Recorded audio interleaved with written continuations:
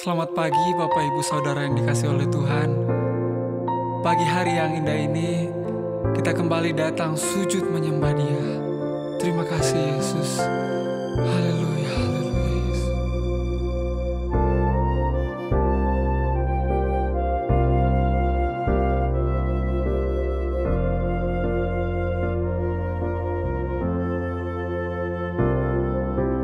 Tidak dengan tangan yang hampa, ku datang ke hadirat-Mu, menyatakan rasa syukurku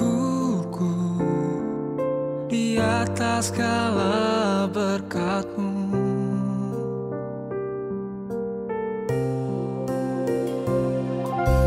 Tidak dengan tangan yang hampa, ku sujud menyembah-Mu, persembahkan seluruh hidupku di atas mezbah-Mu. Segalanya yang ku miliki, semuanya daripada-Mu, kan ku bawa persembahanku yang terbaik hanya bagi-Mu. Segalanya yang ku miliki, semuanya daripada-Mu, kan ku bawa persembahanku yang terbaik hanya bagi-Mu. Oh, terima kasih Tuhan. Tidak dengan tangan yang hampa, ku sujud menyembah-Mu, persembahkan seluruh hidupku di atas mezbah-Mu. Segalanya yang ku miliki, semuanya daripada-Mu, kan ku bawa persembahanku yang terbaik hanya bagi-Mu.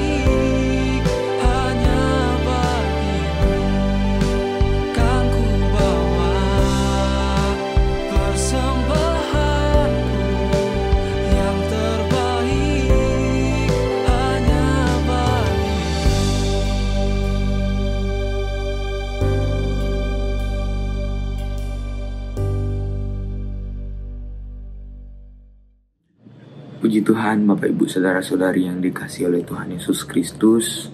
Di pagi hari ini sebelum kita memulaikan setiap aktivitas kita akan mendengarkan firman Tuhan terlebih dahulu. Firman Tuhan pada pagi hari ini akan belajar tentang bagaimana jadinya jika manusia lebih mengandalkan manusia lain, bahkan mengandalkan dirinya dibandingkan mengandalkan Tuhan. Bapak Ibu Saudara-saudari yang dikasihi oleh Tuhan Yesus Kristus, kita sebagai manusia memang membutuhkan yang namanya orang lain dalam kehidupan kita, membutuhkan sesama dalam kehidupan kita. Wajar, karena kita adalah makhluk sosial yang gak bisa hidup sendiri. Jadi kita memang membutuhkan yang namanya pertolongan dari orang lain, pertolongan dari sesama kita sebagai manusia. Tapi gak selamanya kita bisa meminta pertolongan kepada manusia. Gak selamanya kita bisa mengandalkan sesama kita dalam kehidupan kita. Ada di satu waktu kita harus mengandalkan Tuhan dalam kehidupan kita. Mengapa gak selalu mengandalkan manusia? Ya, karena mereka sama dengan kita.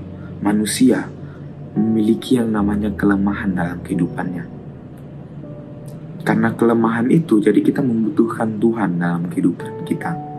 Nah, balik lagi, kita akan belajar tentang manusia yang mengandalkan manusia lain dibandingkan mengandalkan Tuhan.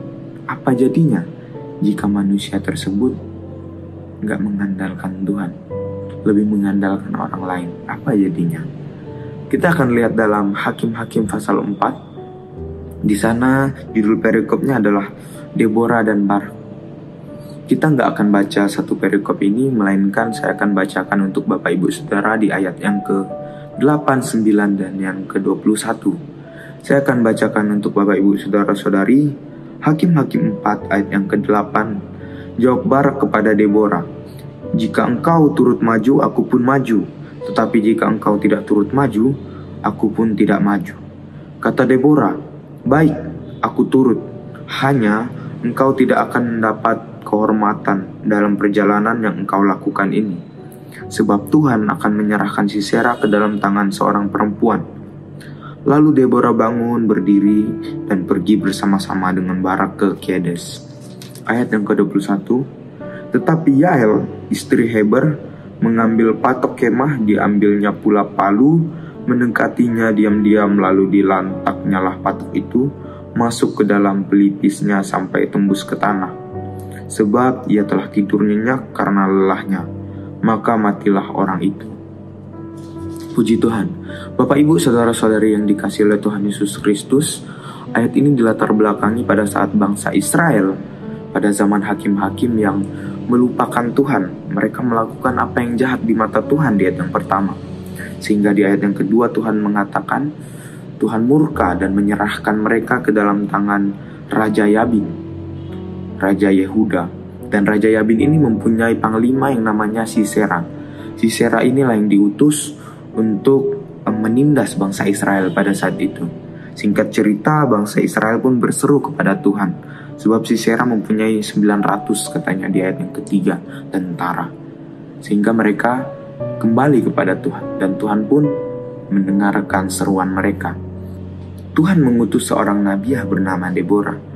Tuhan katakan kepada Deborah bahwa Tuhan akan menyerahkan Sisera ke tangan bangsa Israel melalui seorang yang bernama Barak. Barak ini adalah seorang panglima Israel dari suku Naftali, di sana dikatakan, Bapak Ibu Saudara-saudari. Nah, tapi apa kata Barak? Di ayat yang ke-8, Barak lebih mengandalkan Deborah. Dia katakan, "Jika engkau tidak turut maju, aku nggak maju," kata Barak. "Tapi jika engkau maju, aku maju." Dari sini kita bisa melihat bahwa Barak lebih mengandalkan Deborah ketimbang mendengarkan perintah Tuhan, firman Tuhan. Dia lebih mengandalkan manusia lain ketimbang mengandalkan Tuhan. Apa yang ia dapat? Di ayat 9 tadi dikatakan, kehormatan itu gak akan dimiliki oleh Barak. Singkat cerita Bapak Ibu Saudara-saudari, peperangan pun terjadi. Dan Tuhan menyerahkan pasukan Sisera ke dalam tangan bangsa Israel. Tetapi Sisera kabur. Dan Sisera pun bertemu dengan seseorang yang bernama Yael. Yael ini adalah wanita biasa, Bapak Ibu Saudara-saudari. Singkat cerita, Yael mengambil patok, kemudian membunuh Sisera. Apa yang bisa kita pelajari dari kisah ini?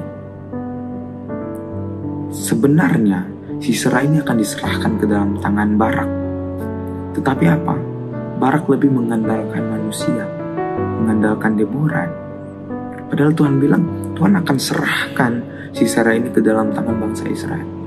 Tapi karena Barak, panglima Israel, lebih mengandalkan manusia, kehormatan itu nggak diberikan sama dia, melainkan hanya diberikan kepada wanita biasa, dikatakan dalam Alkitab. Apa yang bisa kita pelajari saat kita mengandalkan manusia lain dalam kehidupan kita? Kehormatan itu, berkat itu mungkin jadi nggak bagian kita, bukan jadi milik kita, jadi milik orang lain, Bapak Ibu Saudara-saudari. Saat Tuhan berfirman, berkat ini untukmu. Tetapi saat kita ingin menerima berkat itu, kita lebih mengandalkan manusia lain, lebih percaya manusia lain, menaruh harapan kepada manusia lain, sehingga berkat itu, kehormatan itu nggak jatuh ke dalam tangan kita, nggak diberikan kepada kita, karena kita lebih mengandalkan manusia. Oleh sebab itu, firman Tuhan pada saat pagi hari ini ingin mengingatkan kita, lebih andalkan Tuhanlah dalam kehidupan kita.